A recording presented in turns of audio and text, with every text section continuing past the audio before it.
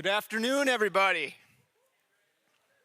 So we're going to get this thing started. The problem is Jeff Lawson's the one that's supposed to be getting it started, and I don't know if this is an April Fool's joke or what. Anybody seen Jeff? I'm here, Brent. What are you doing down there, Jeff? I'm just kind of thinking About what? about what my life would be like without all of you. Oh, okay, got it. Well, if you don't get up here so we can start this ROA program, you're going to find out what our lives will be like without you. Okay, well, let me try to explain. So you guys know I like words, right? I taught you a new word a while back, sawabona. Say it with me. Sawabona means I see you. It's an African phrase. I got a new African word for you today. Ubuntu. Ubuntu. Say that with me. Ubuntu basically means I am because we are. I am because we are. Right. Very good. So think about this. We are a big family. North, south, east, west, all the way from Canada down to Texas, from New York to California. A lot of us are part of this Cold Spring journey. And you think about journeys, and let's say I were to say to you, hey, ROA, pretty cool, huh? Let's take a journey. You'd say, okay, there's a whole lot more parts to a journey than just jumping in a car. You'd say, Jeff, where are we going? Jeff, how much is it going to cost? Jeff, what are we going to do when we get there? Jeff, what do I need to take with me? Jeff, what kind of clothes do I need to take? Jeff, when are we getting back? A whole lot more parts to the story. Ubuntu. I am because we are. Our journey here at Cold Spring is so much more than any one person. Ubuntu. I am because we are salespeople. I am because we are drafters. I am because we have engineers. I am because we have production workers and couriers and support services. I am because we are. Each one of you play a very important role in the journey that we have here at Cold Spring. I was talking to my wife, Sin, about this, and she says, okay, Ubuntu, I am Grammy. I don't call her Grammy. Our grandkids call her Grammy. I am Grammy because, and I said, you are Grammy because we are the Lawsons. Grammy plays a very important part in the Lawson story. We wouldn't be who we are without Grammy and the Lawsons. And in the same way, each and every one of you play a very integral part. So before I pray, let me just say this. Never diminish the part that you play. You can say, well, I just cut stone. Well, I just put this together on the computer, or I just answer the phone. Listen, you are so much more. Never, ever, ever diminish the part that you play here at Cold Spring. Let me pray. God, thank you for Cold Spring. Thank you for the Alexander family and carrying this dream down from decade to decade, from generation to generation. And we pray your blessing upon all 800 or so of us. Thank you, God, that there's a plan and that you have each and every one of us as a part of that plan. So as we are here today to celebrate, let us hold on to the fact that we're celebrating so much more than just a big check that we might get today and what happened in 2024, but we are celebrating what's happened in 2025 and where we're going as a company and the place that we're playing and how integral that every single one of us are to this great company. We thank you for this, and everybody said, amen. All right, yeah, give Jeff a hand. So we're really lucky to have Jeff. He always starts these things off really well, gets us going, but also just for Cold Spring to have a chaplain for us. He leads us in all things well-being 6, and he's a great teammate, friend, but then a resource for all of us in that sense. So really lucky there. Thank you, Jeff. So welcome everybody. This is always a really fun event to get together, have us all in one room, and obviously it's exciting as we find out what our ROA bonus is gonna be. This year's a little bit different. I wanna give a quick recognition. As you guys remember, back at our last employee updates, we talked about the integration of SPI. Well, that has happened. So SPI team, I know a lot of you are streaming out there, now fully integrated, part of the Cold Spring team. So we are Cold Spring. Stone Light is now being sold by Cold Spring as a whole. So all one team. So just exciting to have that group joining us here officially for their first ROA event. Also too, in years past, the outlying locations, due to technology, sometimes timing, we didn't always have everybody in the company able to stream and be joining us. But this year, it's the whole company is participating in this event. So just welcome to everybody who's streaming out there. Appreciate you joining it. Welcome to everybody here. And we're gonna have a pretty good time today, I think. Agenda-wise, it's really similar to years past. So we're gonna talk about the 2024 ROA plan and results. And as part of that, we'll talk about what the ROA bonus is. So anybody here for that part? Anybody about an ROA? If not, there's cookies and coffee in the back. You could probably just head back there right now. Enjoy that. Otherwise, if you're here for that, stick around. And then after we cover that, we're gonna talk about 2025 results and where things are at. And then at the end, it's gonna be a little bit different. We're gonna talk about the path forward because we've talked a lot about this 30% ROA goal, right? So what does that look like and what does that really require of all of us at the end of the day? So with that, are you guys ready? All right, let's get started.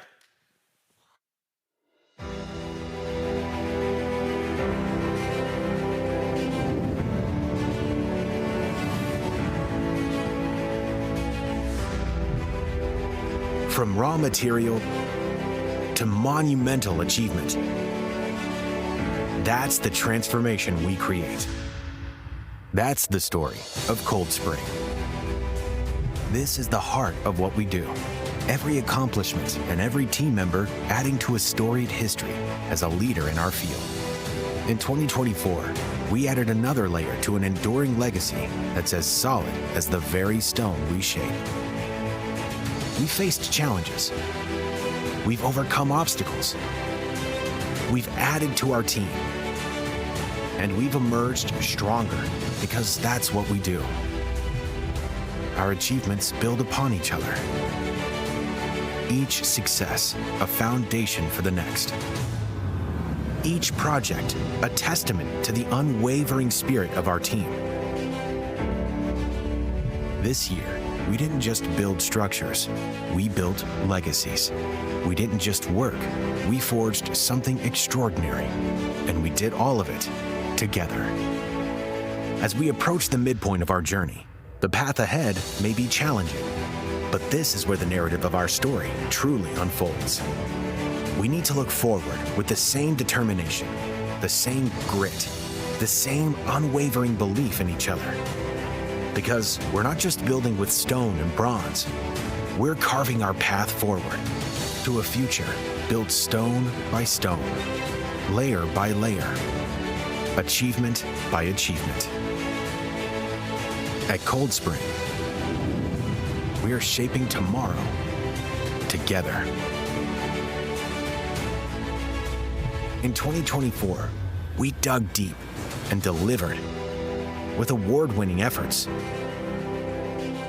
We welcomed new advanced equipment, improving our speed and quality while expanding our capabilities.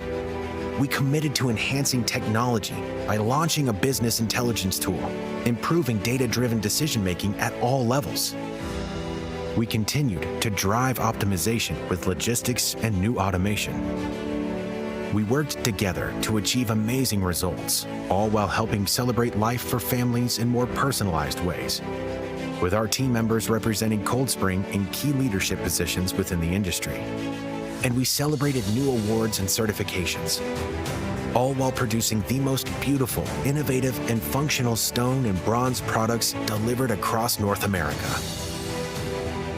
Changes were made to solidify our vision for the future through fourth-generation family leadership with Mike O'Connor's promotion to CEO and the integration of Stone Panels International.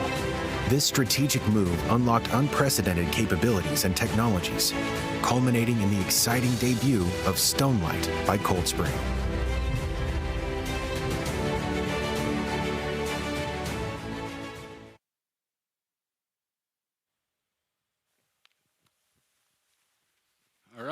ROA plan results.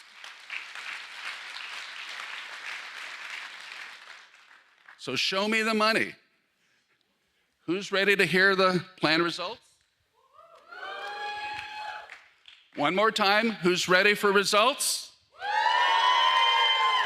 All right, we've got some excellent numbers to share in thanks to everyone's efforts and everyone's engagement in this room. So we've got some records to share, starting with net income, over $30.5 million.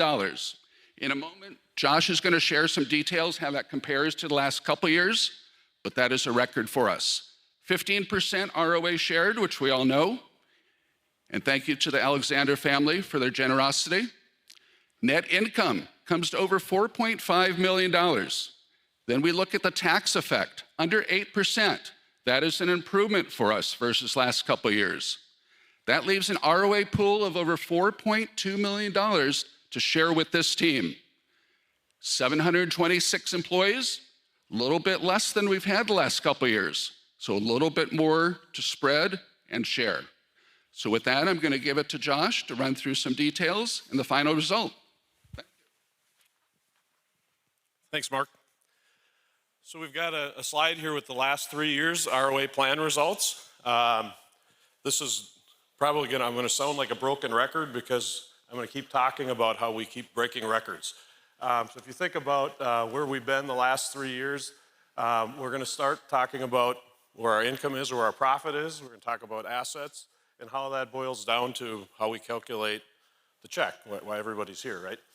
So if you look at 2022, we were at $30 million in income before tax, 36 million and some change in 2023. And again, a new record, 39.8 million in 2024. So we continue to set records every year from a profit standpoint.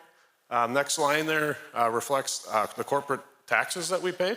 And so you can see that last year we had I should take that back, 2023, we had a pretty high tax rate as a result of an audit that we went through.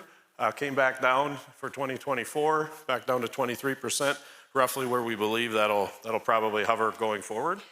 And so after tax, you can see the third line down there, 2022 was 24 million, again increasing at a record level to 27 million, and then another record last year at $30.5 million.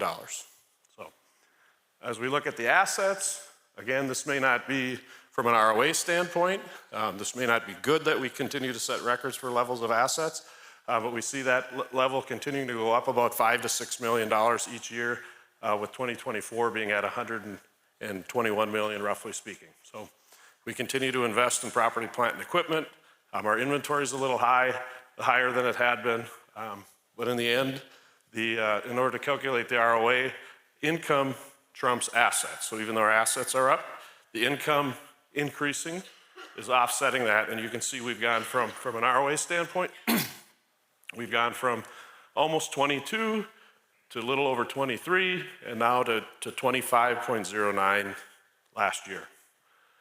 Again, another record.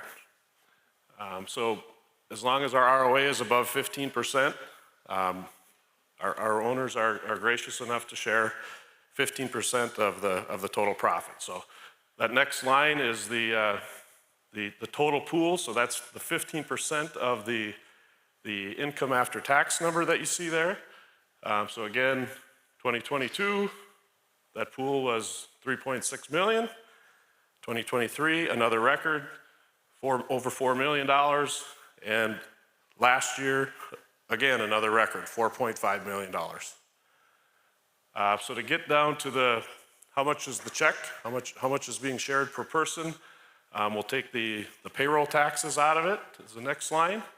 So the net pool, 3.3 to 3.7, and again, another record, $4.2 million are being shared of profit that'll be shared today. So to calculate what it is per person, we take the total number of people, full-time equivalents, part-time employees get a share and stuff. So this is a calculation based on the total number of hours worked. We can see we had 736 people in 2022, went up just 2 people in 2023. It actually came down 12 people for 2024. So two good things are happening from an ROA share standpoint. Our total pool is a record number, and we've also seen a decrease in the number of employees. So as we continue to work down to getting to what's the individual employee share, 2022, we're at $4,500 roughly speaking. That was a record. In 2023, we're at $5,019. That was a record. And in 2024, we set another record. And that record is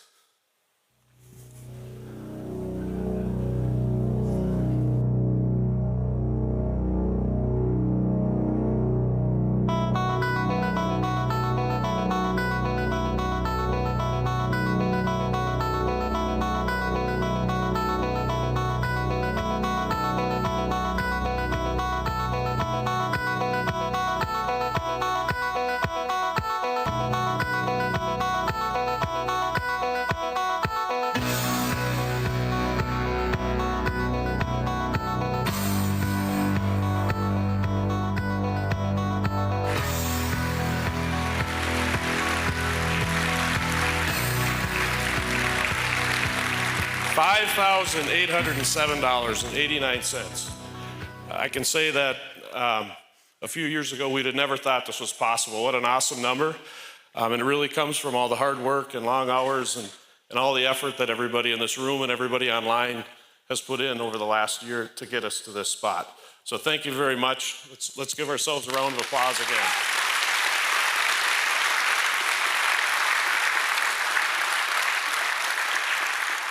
So this will be made as an administrative point. This will be made as a direct deposit with your normal pay this week. So you'll see that on Friday or Thursday or whenever you normally see that.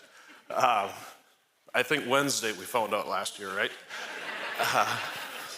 So thanks again for your hard work. And one other thank you that we should have is that we're fortunate to all work for a company, for a family who's willing to do this for us. If you think about, if you go back to Mark's slide, the Alexander family is gracious enough to share $4.2 million with us this year. So how about a hand for the family?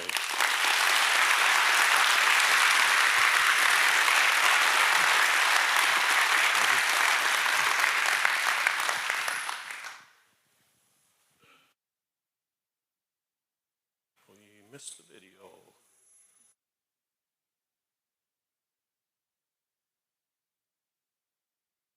And ROA is undeniable, powered by the sheer force of our collective effort.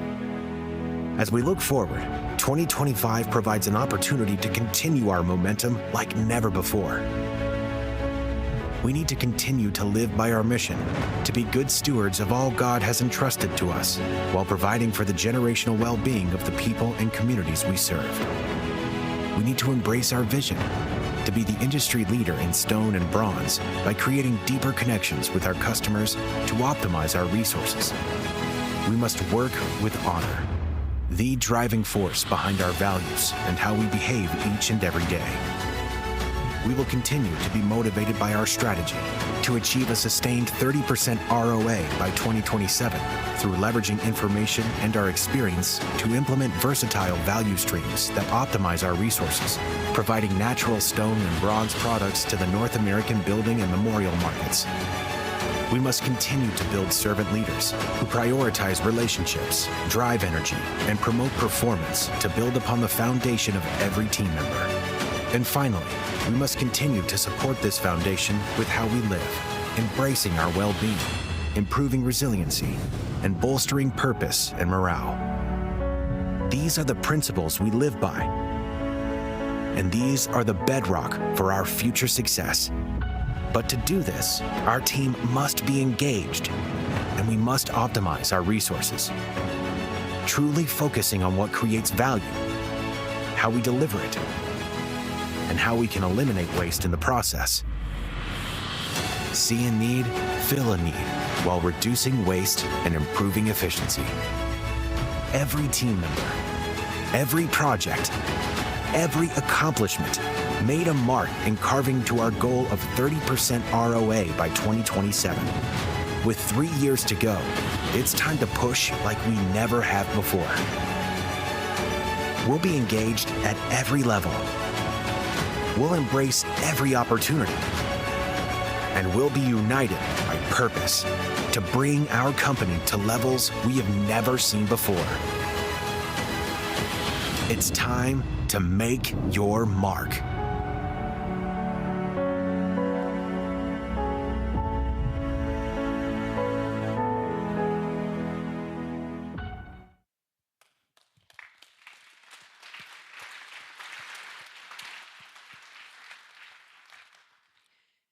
Well, thank you again, everyone, for such a great 2024. There's a lot to be proud of.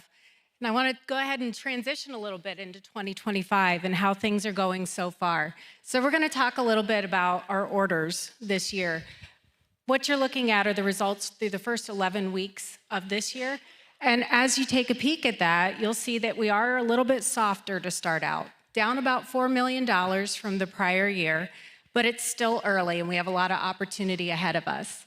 So I'm going to talk a little bit about the memorial product lines first. You'll see with the transactional part of our business, the bronze and granite memorials, that we are a little softer this year. And we anticipated that coming into the year. This budgeting season at the end of 24, we actually forecasted these products to be down, in part because of some softening in the marketplace, as well as a large customer who made a transition to another vendor. But with that being said, we are performing to budget for 2025.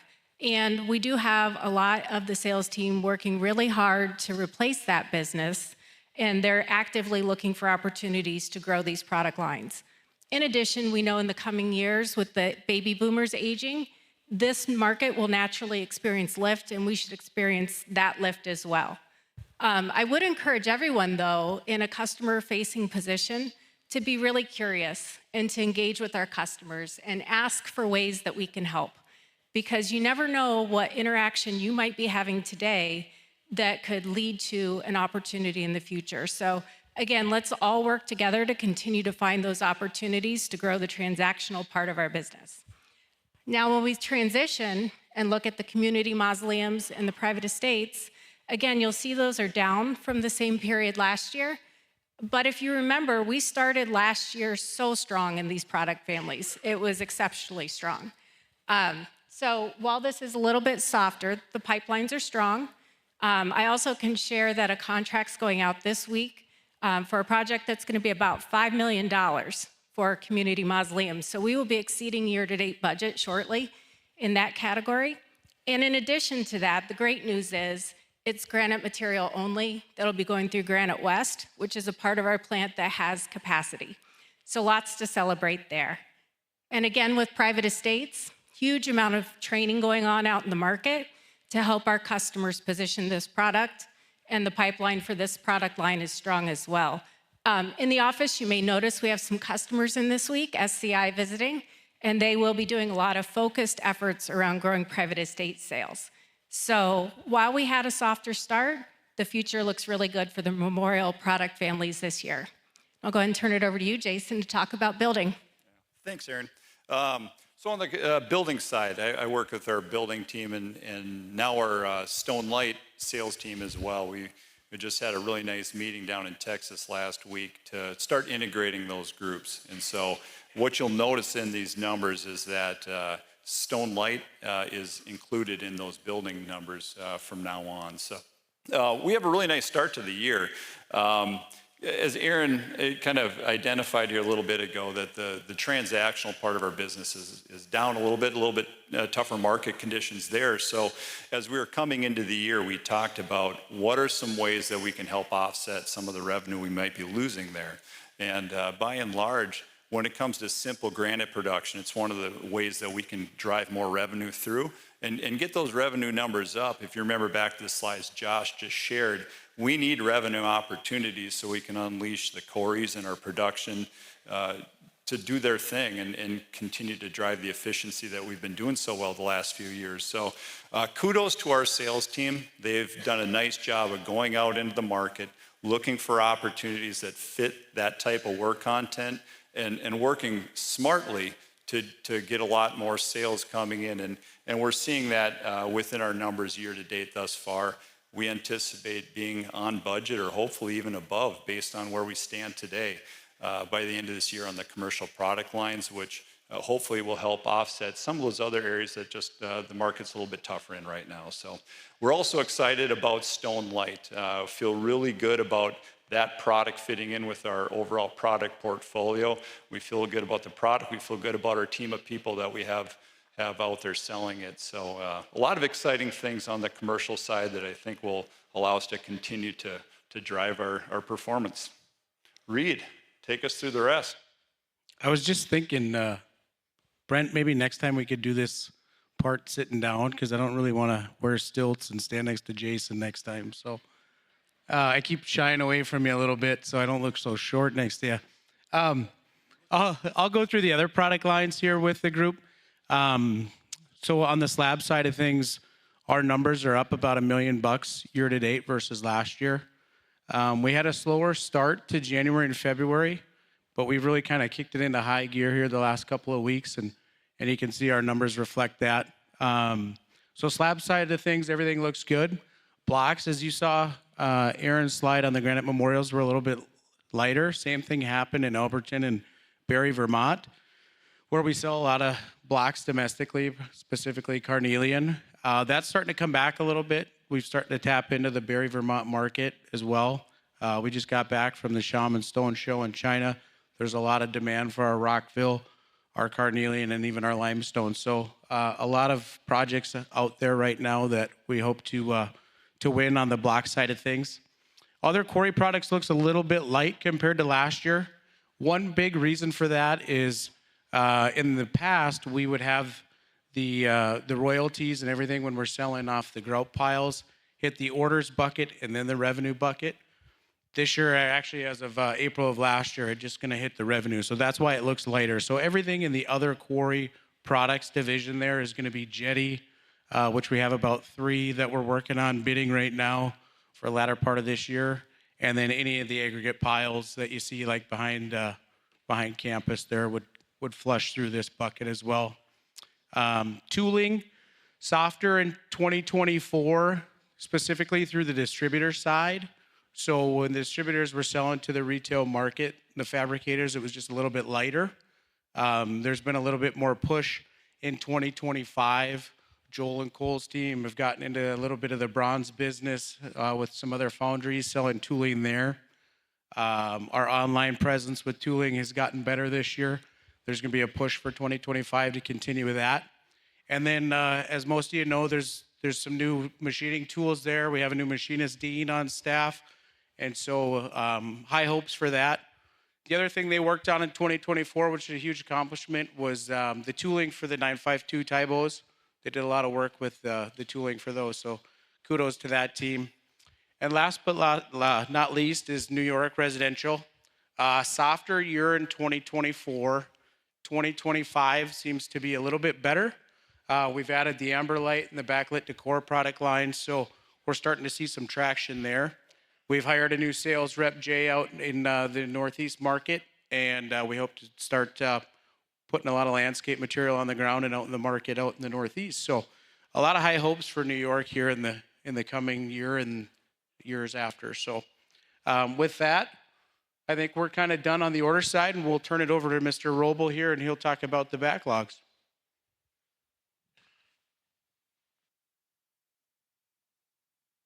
Thanks, Reed. Yeah, we're going to talk about the sold project backlog. These are projects that we've received signed contracts for, and they are in various stages of production and fabrication. It talks to the work in front of us that we have. So you can see there the numbers are comparing through February 24 to 25. We're up about $14 million year over year. So that means we have $14 million more work in front of us right now than we did last year at this time. That's in total. So if we break it down by the 3 major product lines, the top line is the private estate. We're about $4 million behind where we were last year. I can tell you that in the last 12 to 18 months, we've really concentrated on that product line in production, and we've chewed through quite a bit of the backlog, and we've outpaced sales in that time period. So that's why that backlog has dropped off a bit, but still very strong. Plenty of work there. On the community mausoleum side, that's jumped up about $8 million year over year. The big contributor there is cremation. Cremation in the memorial market continues to grow leaps and bounds. Pat can attest to this. We have a tremendous amount of large columbarium complexes where they'll put 15 or 20 buildings in an area, and it just continues to grow. Over 50% of that backlog is cremated related in one way or another, and that continues to grow. On the building side, we jumped about $10 million year over year, from $42 to $52 million there. That product line traditionally hovers in that $40 million area, and if you see a big spike or a surge like that, it usually has to do with a couple of big projects. And that this year or the last 6 months, that was the Minnesota State Office Building. It's an expansion and remodel, and that was over a $10 million contract for us. So the backlog is strong, and there's plenty of work in front of us. I'm going to hand it off to Roy now, who will offer a little different perspective on the backlog. Thanks, Jared. So Jerry talked to you about backlog in terms of dollars. I'm going to talk to you about backlog in terms of time or schedule. So first off, on what Jerry was just talking about with the project-based, actually, first thing on this slide, on the bars, when we talk about the number of weeks, what does that mean? What it means is that if we didn't take in another order as of today, this is how long we'd have work to keep us going until we had to shut the doors. So back to project-based work, you can see 70 weeks, that's actually gone up. That matches with everything they've been talking to you about. And so that's a good news story. A lot of those projects are longer term things. They have a lot of lead time in them, a lot of work to be done. And so I'm sure for some of the folks out in the granite plants are thinking, well, that's not how much time I've got. We're pulling work ahead and things. It does vary. That's an aggregate. And so the big kicker here is going back to our mantra of see a need, fill a need. The work is there to be done. We just need to move to where the work is. So that's kind of the story for the project-based work. And we are taking steps to try to actually bring that down a little bit as well. So on to granite memorials and bronze memorials. We talked about these in terms of being our transactional products. And so you would expect those to be shorter week times because they turn over much quicker. The important thing to take away is that we're continuing to fill the pipeline. So we're down now to 5 weeks for granite memorials and 4.5 for bronze memorials. The important thing is that we have the orders continuing to come in to fill them at that level, and that's about what's going on. Actually, when you look at granite memorials, last year at this time when it was at 21 weeks, that actually wasn't really healthy for us. It's healthy as far as having a lot of work to do, but it makes it hard for the sales force to work that with the customers because they're looking for that shorter lead time. So good news story that we actually have that down, and we have capacity as the sales force keeps looking for more work to us, to send to us to do that. The other thing on the bronze memorials side is that when we measure it in weeks like this, you have to remember that we've made a lot of efficiency changes too. So that 4.5 weeks is completely different from what it was 5 years ago. That 4.5 weeks still represents, as of this morning, about 11,800 orders yet. That's almost 3 times what it used to be 5 years ago at this time. The other thing on the transactional work is we've picked up the seasonality again. So we do have softer starts to the year, but as we're going into it right now, April, we're starting to see the pickup already, and we would expect those value streams to pick up in their amount of work to be done through the summer. So all in all, looking very good. And another way to look at this is, do we have enough work to keep you busy? And the answer is yes. So thanks for all that you do. And with that, I'll turn over to Greg. Thank you, Roy.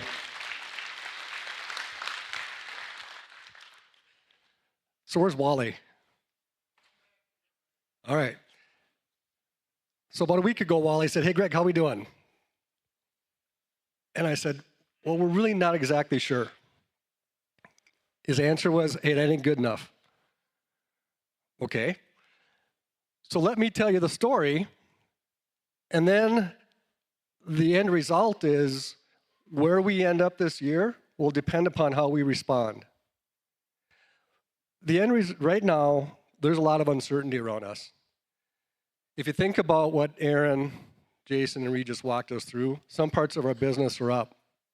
Some parts are down. We're going to have to make adjustments. We're going to have to try to figure out how to do more. Our backlogs, all in all, are in pretty good shape. And so, as I start to think about how to explain it, what it causes me to think about is the concept of March Madness. Who has heard the term March Madness? All right, wasn't 3/4, it was about half. Okay, so for those who don't know what March Madness is, after we're done, ask your friend.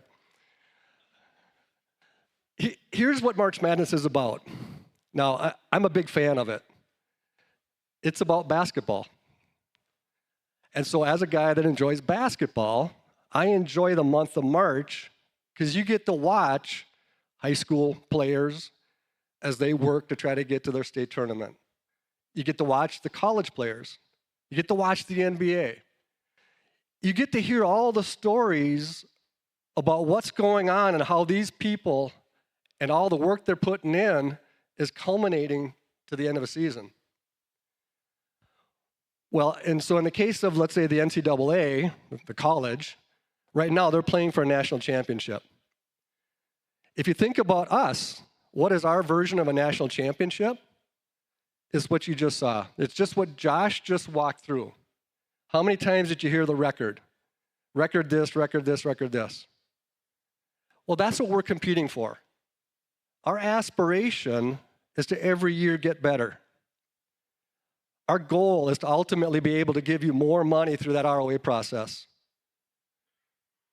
Well, so then that leads to how are we doing that? Again, one of the things I enjoy about March Madness is there's a story behind the story. There's the games. But then you start to think about how is it some teams every year can be good? You think of a guy like Rick Pitino. He's taken 6 different colleges to the NCAA playoffs. Extremely difficult to do. Our Gophers haven't had such good luck. How is it a guy like that can lead? He took over the St. John's team, which is St. John's, New York. He took over the St. John's team, and in his second year, he took him to the NCAA tournament. It's obvious then that he's doing something as a leader that we can learn from. And then we think about the winningest college coach that's out there. He happens to be the coach of the women's University of Connecticut team.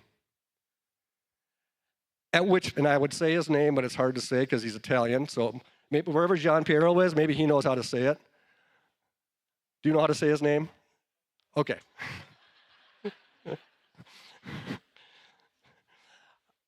At which point, he has an 88% winning record over 50 years.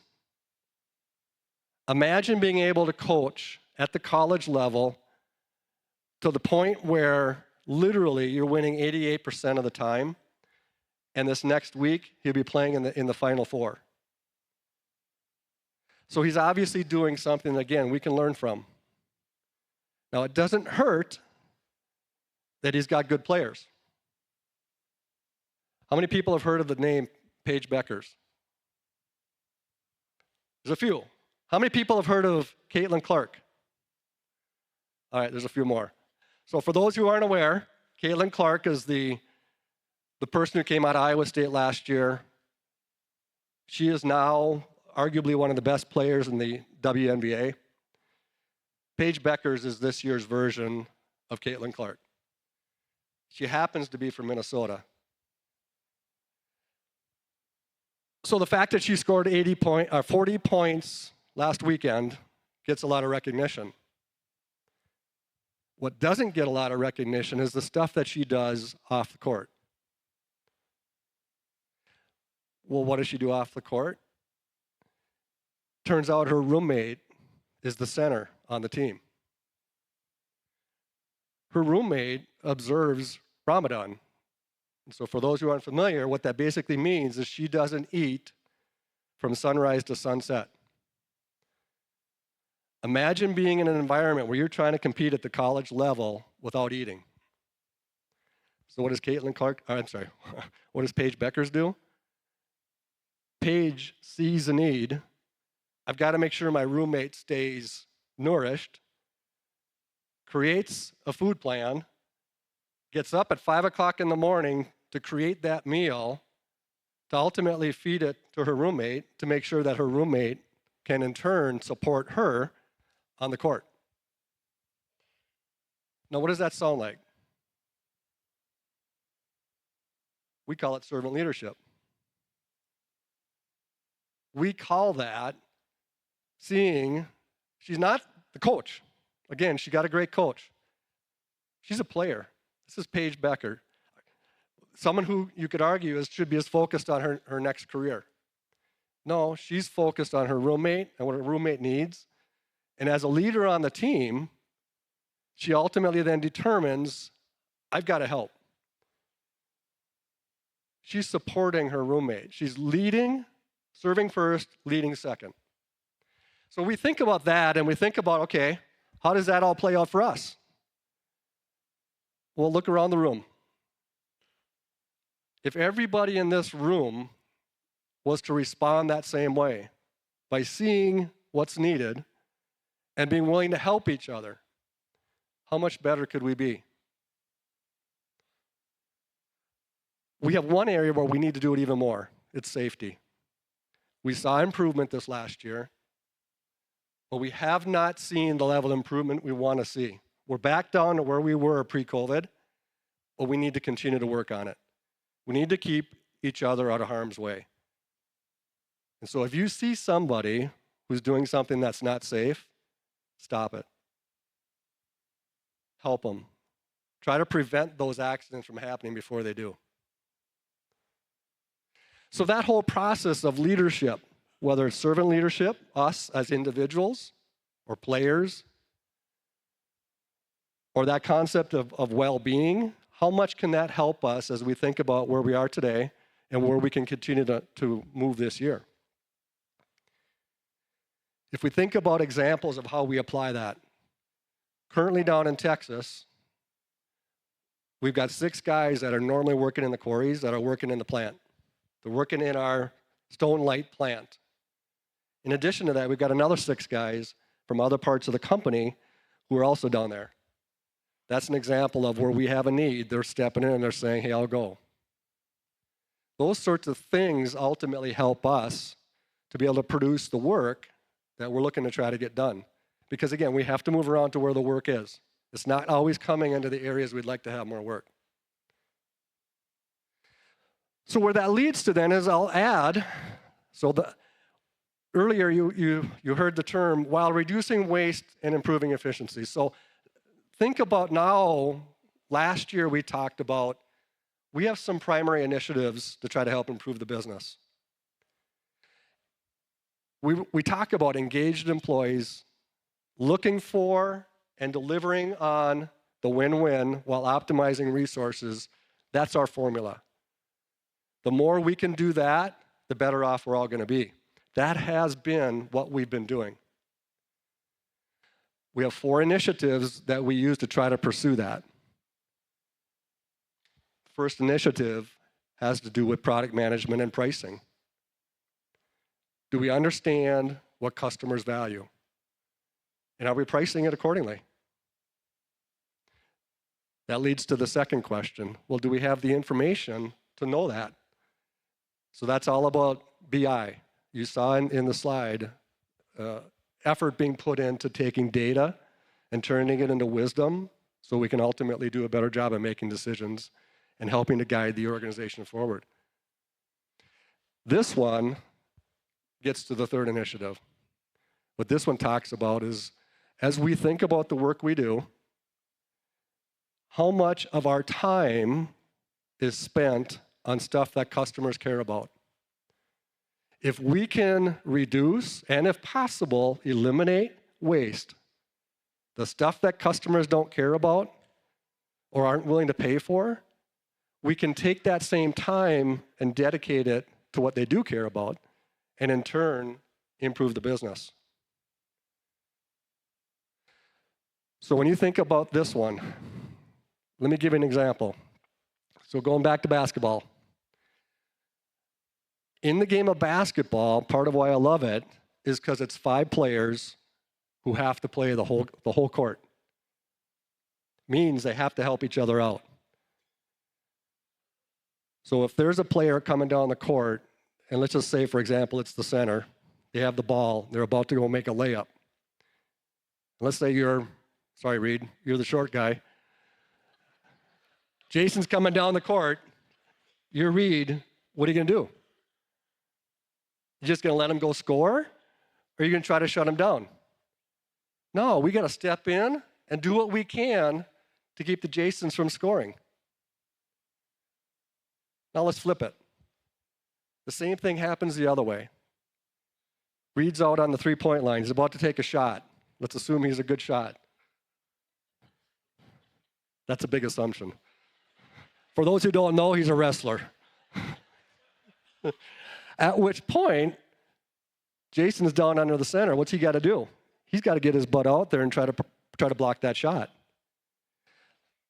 That's what seeing a need, filling a need is all about. The beauty of basketball is the players have to go and help each other out. The center's got to cover for the guard's got to cover for the center. And together, they can create the positive outcome that we're looking for. Well, the same thing happens for us.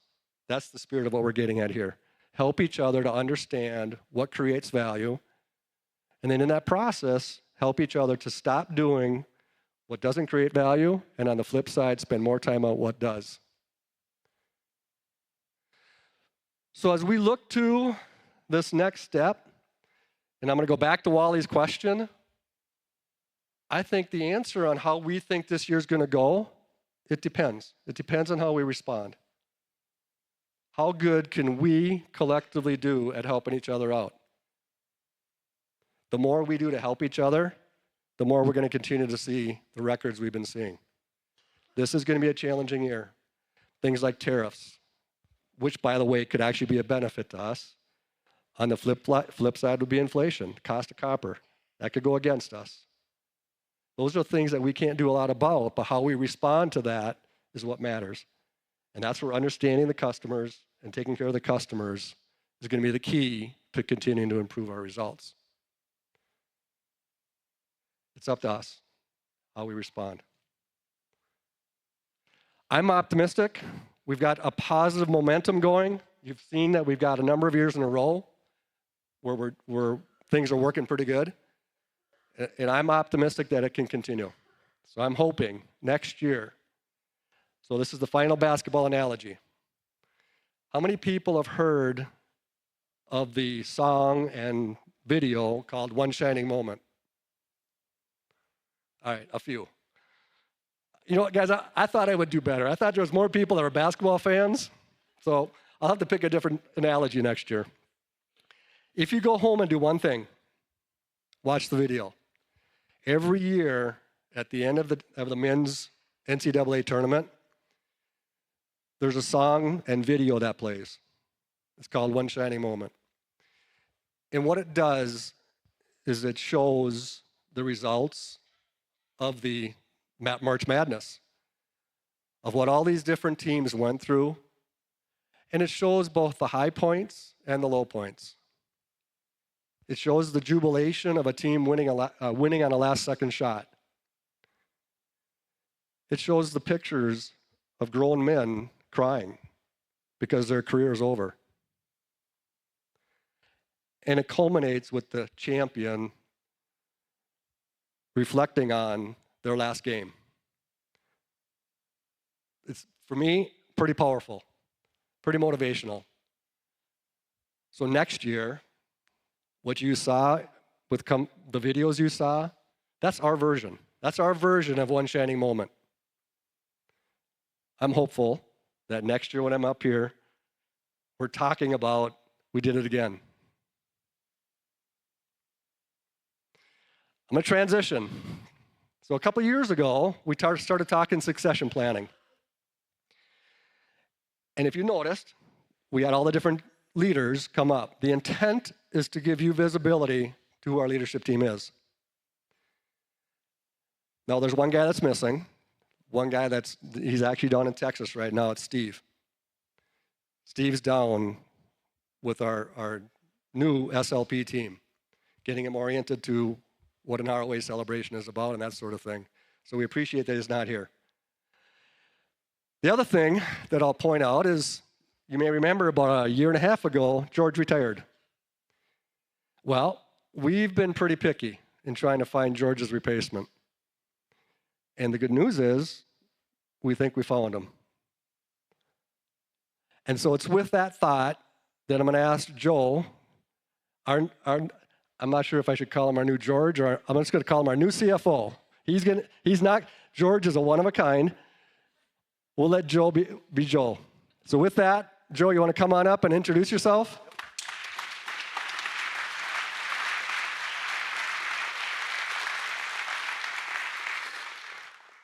I don't know if you guys caught that, but I think I heard Greg say, I think we found our new CFO.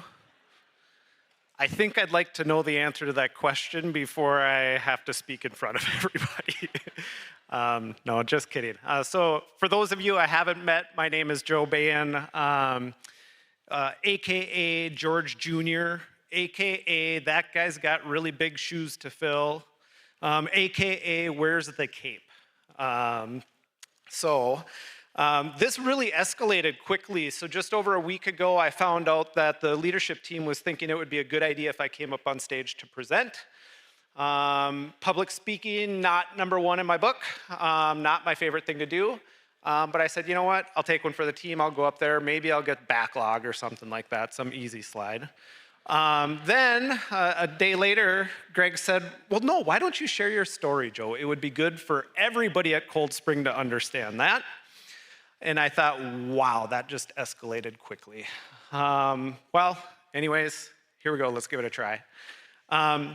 So to know more about me, you'd have to know where I came from. So I actually grew up in Carlton, Minnesota. It's about a half hour south of Duluth. If you know where the Black Bear Casino is, you know where Carlton is. There is a bar, there's a church, and there's a four-way stop. But to go just a little bit deeper, I actually grew up about 13 miles away from that four-way stop. So we're talking now rural Carlton. And honestly, for me growing up, my family didn't have a lot of money. Things were really tight. Oftentimes it felt like we were 1 or 2 steps above the poverty line. And I'm not talking, Jason Crone steps. I'm talking more like Reed steps. I love how I'm not the short one here, or at least that's what Greg said. That's what I heard. So I knew early on I didn't want to deal with financial insecurity, and so, it left me wanting more. I wasn't content. And so my solution to that was to go to school to become a bean counter. So I went to St. Cloud State to earn my accounting degree, St. Cloud State, otherwise known as Harvard of the North. Shortly after that, I went down to the Metro, worked in public accounting while earning my CPA license. I then tried out corporate America, so I spent 10 years at United Health Group. So now career is going good. Financial security is much better than when I was a kid. Things seem like they're going pretty well. However, I'm having a hard time envisioning how is my career going to mesh with raising 2 young kids just about to enter school, no family around, no sense of community. It left me uncontent and wanting something a little bit more. Fortunately for me, my wife is super smart, and as is my sister-in-law, and so they had been conspiring for many years about how to get our families closer together. Well, ultimately, that led to an introduction with Falcon National Bank and a relocation to central Minnesota. And nobody really knows this part of the story better than my brother-in-law, who I believe is in the audience, Justin Piepenberg. For those of you that don't know, Justin is my brother-in-law. Love this guy. He's been a designer for almost 20 years now at Cold Spring. If you can dream it, he can design it. So that makes him a fan favorite when you walk around the sales side. Now, if you cross over to Monu West, maybe not a fan favorite. And so what we're all gathered here today, Justin, you didn't know, but this is actually an intervention. You're surrounded by family and loved, well, coworkers. And Pat and Wally called, and they're looking for more squares and rectangles, okay? Can you help them out? All right. All right. I figured if I got to come up on stage, I'm bringing my brother-in-law at least through some of the mud with me. So now I'm happy, right? I've got a great job at Falcon National Bank. I get to live next to the Piepenbergs. What could be better? But then I got a cold call from a recruiter last summer. Honestly, hadn't talked to a recruiter in 15 years. But reputation of Cold Spring in the area, I thought, wow, what could it hurt to at least learn a little bit more? Well, it didn't take me long to figure out that Cold Spring is, should we say, unique? Is unique a fair way to put it? You know, what kind of company has or really cares about your well-being and you know, stresses the 6 different dimensions of well-being? What sort of company hires a crazy chaplain that comes around and teaches you new words? And Jeff, by crazy, I mean crazy good, right? What kind of company really leans into their values and leans into servant leadership? Probably not many. What kind of company has been family owned for, I believe, 127 years? What kind of company would share 15% of their profits via an ROA plan? So after learning more about Cold Spring, even though I kind of felt content, I wanted more. I wanted a part of Cold Spring. And so I'm just super duper excited to be here, really happy to be a part of the Cold Spring family. Let's go on to the slide. That was short, right? So, once again, you know, Josh only said it about 94 times, a record-breaking year, 2024, 25.1% ROA, so truly amazing results. Let me just give you a little bit of context. In my banking days, a 1% ROA means you're a really strong bank, 1% ROA. Now, banking's on one side of the spectrum maybe, but even competitors of ours, 10% that's no gimme. And so 25% is truly remarkable. You don't hear a whole lot of companies talking about 25% because there's not any companies achieving that. So really, really, really amazing job. So now fast forward 3 years, we've got that goal of 30% hanging out there. If there weren't a lot of people talking about 25% ROA, there's nobody talking about 30% ROA, because once again, nobody's getting there. So, will it be easy? I'm guessing it won't. I don't think you back into 30% or slide your way into 30%. So how do we get there? Well, I think Greg was just hitting on the main points. It's see a need, fill a need. It's continuous improvement. It's lean management. And at the end of the day, it's living our values. So I'm gonna leave you with a question. So now Cold Spring, are we content with 25%? Or do we want something a little more? Thanks, and I'll hand it off to Mike and Holly.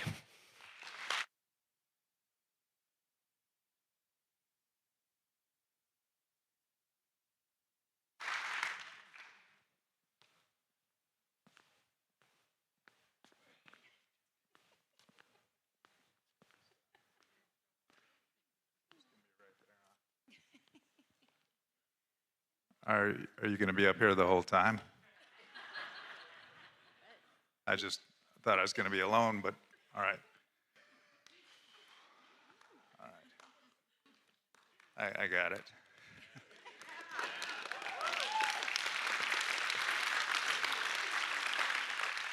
I'll just say, truly, truly a fantastic year. And we just have a phenomenal team. And that's how this happens, is we've got a great team.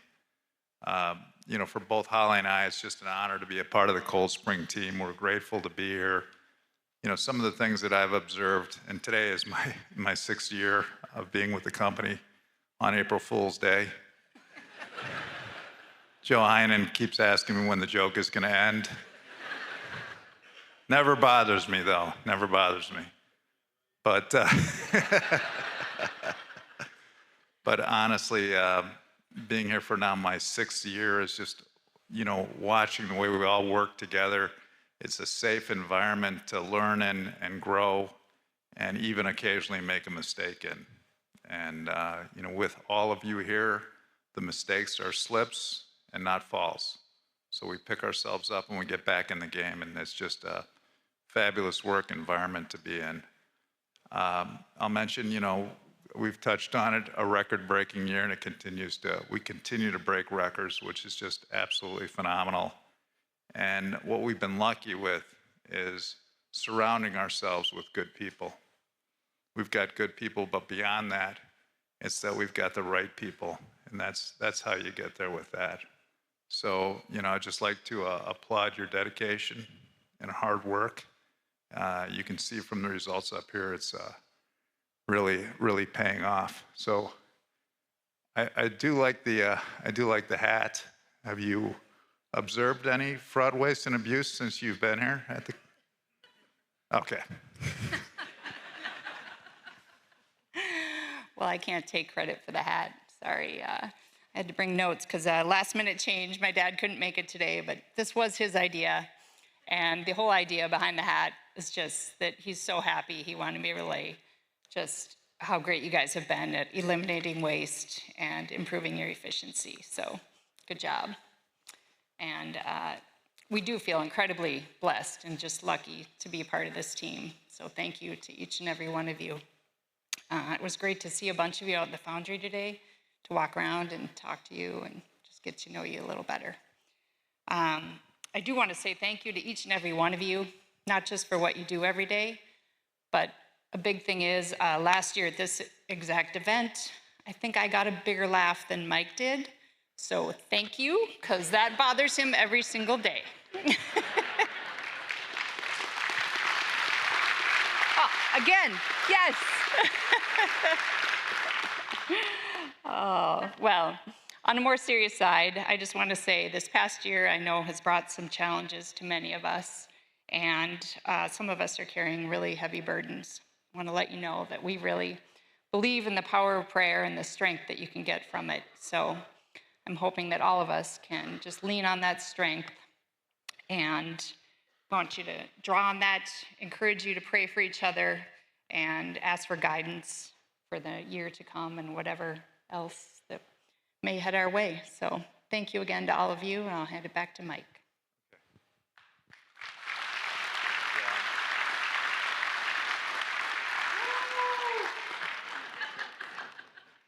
I'll try to tie Jeff Lawson into this. You know, at the foundation of Wellbeing 6 is a spiritual component and community, which to me is family. And unless you have those things in order, it's hard to come in here and perform at work. There's a great quote that Mother Teresa had, and it was, if you want to change the world, go home and love your family. And so that's really at the foundation of everything we're doing here. And I think that's where our strength is drawn from. If you've got those components in order, you can come in here and do exactly what we're doing here. So really phenomenal effort. I want to, before I step off the stage, want to thank a few people. I just want to acknowledge the guys that got up here and presented. Just fantastic job. And Joe, you knocked it out of the park. I'm reluctant to come up here and follow you onto stage, to be honest with you. Now, I had it written on my hand. I should know what the rest of the ones I wanted to say thank you are. Start with that, and then the marketing department, you know, these videos they put together, they really just capture the heart of what's going on here at Cold Spring, and just a phenomenal job. I'll point out in the back, Eric always does a great job with the audio visual. It's hard and challenging because more and more we do this, we hand off the responsibility for flipping through the slides and everything else because we get it wrong so often. And Margie, great job orchestrating this. This is very hard to put together, and she consistently does a great job with it. She wanted me to mention that there's cookies and coffee out back when we wrap this up. Is that correct? Okay. And the last one I'll leave you with is, when I joined this company, we were still really talking about 10% ROA. 10% ROA, and we're sitting at 25%, which is, I would say, Greg, would you agree that that is just a crazy trajectory that we've been on? So we're really pleased with it. And if you could just, even while you're sitting in the seat before you leave, is just take a moment to revel in it. It's really something to be proud of. And we're really pleased, and hopefully we'll keep moving in the direction of 30%. So thank you to all of you. Have a great day.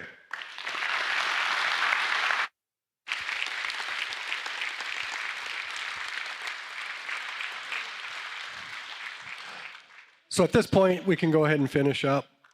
Just for those in Minnesota, I realize we're live streaming. Please drive safe. Here we go. Another shot of this winter stuff and do it. But thank you for everything you do, and have a safe drive home.